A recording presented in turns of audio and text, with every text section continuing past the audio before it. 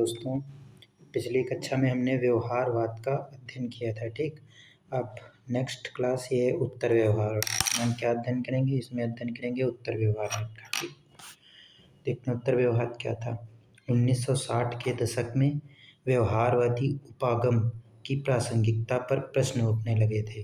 जब 1960 का दशक आया, उसमें जो व्यवहारवादी उपागम था, जो 1960 के दशक में आया था, उसकी जो प्रासंगिकता थी उस पर प्रश्न उपस्थित होने लगे थे। ठीक, इसलिए जो राजनीतिक सिद्धांत के पतन पर चर्चा होने लगी थी, जहाँ सबसे पहले परंपरागत उपागम को राजनीतिक सिद्धांत के पतन का कारण माना जाता था, अब व्यवहारवादी क्रांति को इसका जिम्मेदार माना जाने लगा।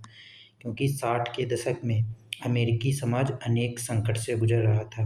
अमेरिका में संकट आए हुए थे, जैसे नारीवादी आंदोलन, अश्वेतों का आंदोलन, पर्यावरणीय आंदोलन, वियतनाम संकट। ये जो आंदोलन चल रहे थे, ये अमेरिका में चल रहे थे 60 के दशक में। ठीक, लेकिन राजनीति वैज्ञानिक इन समस्याओं का समाधान प्रस्तुत करने के स्थान पर चुनावी व्यवहार के अध्ययन पर केंद्रित थे।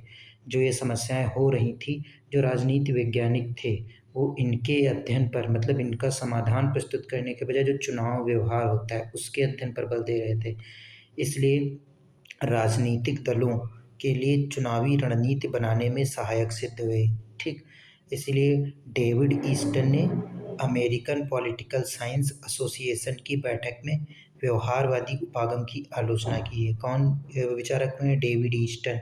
इन्होंने अमेरिकन पॉलिटिकल साइंस एसोसिएशन की बैठक में व्यवहारवादी उपागम की आलोचना की है। इन्होंने ऐसा क्यों किया, इस पर हम चर्चा करेंगे भी। ठीक, जैसे यह तत्कालीन समस्याओं के लिए प्रासंगिक नहीं था, इसलिए इससे राजनीति विज्ञान में वैज्ञानिक पद्धतियों व तकनीकों का प्रयोग बढ़ा है, लेकिन उन उद्देश्यों की उपेक्षा की गई जिनके लिए इन तकनीकों का प्रयोग किया गया था। दूसरा कारण ये था, डेविड ईस्टन द्वारा राजनीति सिद्धांत की प्रासंगिकता पर पुनः बल दिया गया।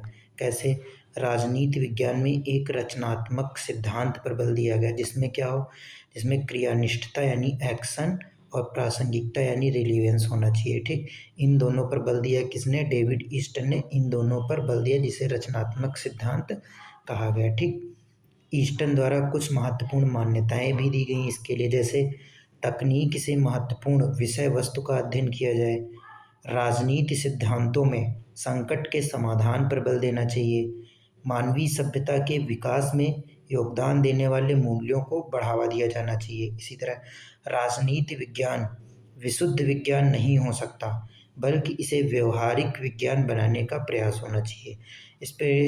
इस पर डेविड ईस्टन ने राजनीति विज्ञान को व्यवहारिक विज्ञान बनाने पर बल दिया। ठीक, और राजनीति विज्ञान में क्रियानिष्ठता यानी एक्शन होना चाहिए इसमें। ठीक, इस प्रकार यह व्यवहारवाद का खंडन नहीं, अगर इसको हम एक सेंटेंस के रूप में देखें तो कहेंगे जो उत्तर व्यवहारवाद है, यह व्यवहारवाद का खंडन नहीं, उसका विस्तार था। अतः ईस्टन ने व्यवहारवाद की मूल्य मान्यताओं में विश्वास बनाए रखा और आवश्यक संशोधन किया, वैज्ञानिक पद्धतियों व तकनीकों के प्रयोग पर बल दिया, साथ ही मूल्यों का महत्व स्वीकार किया एवं तथ्यों को अध्ययन बनाए रखा। अर्थात इस उपागम में परंपरागत व व्यवहारवादी उपागम का समन्वय दिखेगा। इस प्रकार हम देखते हैं तो उत्तर व्यवहारवाद की समाप्ति होती है। इस बार ये अगले चैप्टर में हम अगली यूनिट पर चर्चा करेंगे। Thank you.